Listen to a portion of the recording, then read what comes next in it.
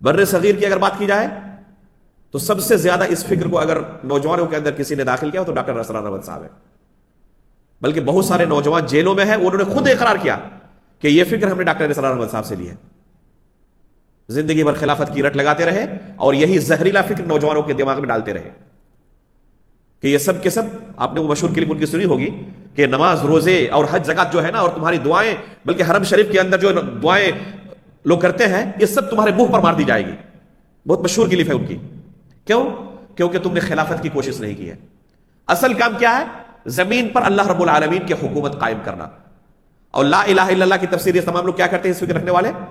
لا الہ الا اللہ کا معنی ہے ان کے نزدیک لا حاکم الا اللہ. الہ کا معنی حاکم کے کر لیتے ہیں یہ، کہ صرف اللہ کی حکومت چلے گی، اللہ کی بس واحد حاکم ہے. اسی کلمے کے لیے تمام انبیاء کو اللہ رب العالمین نے بھیجا، اللہ کے رسول کو بھی بھیجا. اللہ کے رسول کا اصل مقصد دنیا کے اندر اللہ کی حکومت قائم کرنا تھا. یہ ان کا نظریہ ہے. حالانکہ قرآن کریم جگہ جگہ پر اس باطل فکر کی تردید کرتا ہے. اور لا الہ الا اللہ کا کیا معنی ہے؟ اللہ رب العالمین نے خود قرآن کریم کے اندر بیان کیا ہے کہ اللہ کے سوا کوئی برحق معبود نہیں.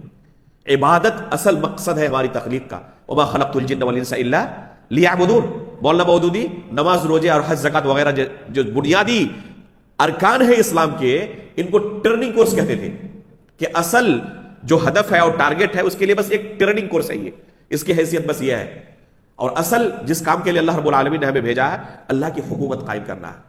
یہ خلافت کا نشہ نوجوانوں کے ذہن میں ڈال دینے کے بعد یہ نوجوانوں کو ورغلاتے ہیں اور مسلمانوں کا ہی خون بہانے کے لیے تیار ہو جاتے ہیں.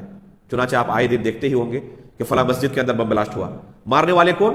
جو کہتے ہیں کہ ہم ہی صرف مسلمان ہیں. جن کو مارا گیا وہ کون؟ وہ بھی مسلمان. مارنے والے ان کو مسلمان ہی نہیں سمجھتے.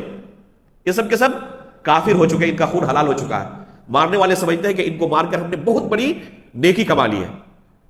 تو یہ خوارج کی فکر تھی علی رضی اللہ تعالیٰ عنہ کے زمانے میں. اگر صحابہ کرام سے یہ راضی نہیں ہو سکتے تو عام لوگ اس راضی ہو جائیں گے؟ اگر صحابہ کرام سے یہ راضی نہیں ہو سکتے اور ان کی نظر میں صحابہ کرام کا ایمان بھی مشکوک ایمان ٹھہرتا ہے اور ان کا خون حلال ہو جاتا ہے، تو ظاہر سی بات ہے کہ دوسرے لوگوں کا خون تو بہت ان کے لیے سستا ہوگا.